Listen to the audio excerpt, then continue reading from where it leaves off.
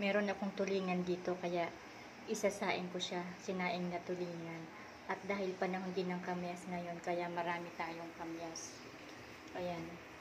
May nagbigay sa akin ng kamyas, ang dami, kaya naisip ko magsaing ng tulingan. Ayan. Lagyan po natin siya ng pork na medyo mataba sa ilalim. Ayan, ilagay na natin ang mga ingredients, kamatis, sibuyas, bawang, luya. Pwede rin walang kamatis para hindi siya mapanis agad. Pero gusto ko may kamatis, kaya may kamatis to. At hugasang mabuti at ating tulingan. Ayan, malinaw na yung tubig.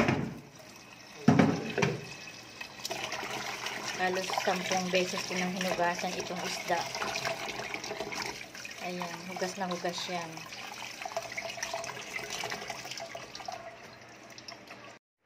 Ayan, isasalang ko na, pressure cooker ko siya.